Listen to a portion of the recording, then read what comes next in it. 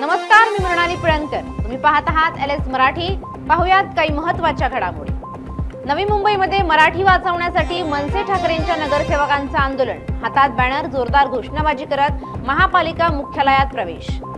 रत्नागिरीत नगर परिषदेची प्लास्टिक विरोधी मोहीम. दुकानदारांकडून प्लास्टिक पिशव्या जप्त.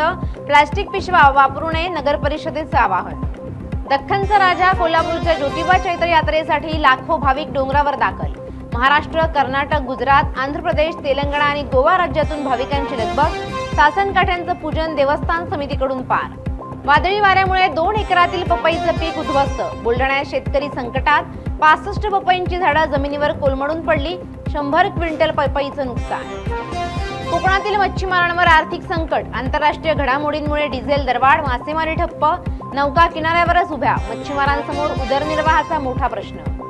उल्हासनगरमध्ये नावावरून वाद पेटला. विद्यार्थिनींसाठीची योजना राजकारणाच्या भोवऱ्यात. भाजप शिवसेना आमने सामने. सावित्रीबाई फुले की ज्योती कलानी नावाच्या वादाने महासभा तापली. भंडाऱ्याच्या आमगावात वाघाचा महिलेवर हल्ला. 15 दिवसातील तिसऱ्या घटनेनं ग्रामस्थांमध्ये भीतीचं वातावरण. वाघाचा बंदोबस्त करा, गावकऱ्यांची मागणी. सातारा जिल्हा शल्यचिकित्सक डॉक्टर युवराज कर्णे निलंबित. रुग्णांच्या वारंवार तक्रारी आणि मृतांची अदलाबदली प्रकरण भोवलं.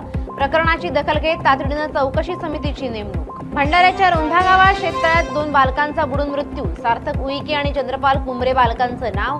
कुटुंबानं शोध घेतल्यानंतर दोघांचाही मृतदेह पाण्यावर तरंगताना आढळला. घटनेमुळे गावात सर्वत्र शोककळा. नालासोपाऱ्यात व्यावसायिक आर्थिक वादातून थरारक हत्या. ओळख लपवण्यासाठी आरोपींनी धारदार शस्त्रानं शिर वेगळं केल्याचा प्रकार उघड. अवघ्या 8 तासात पोलिसांनी गुन्ह्याचा छडा लावला. या होत्या आताच्या घडीच्या काही महत्त्वाच्या बातम्या. अशाच महत्त्वाच्या बातम्यांसाठी पाहत रहा LS मराठी.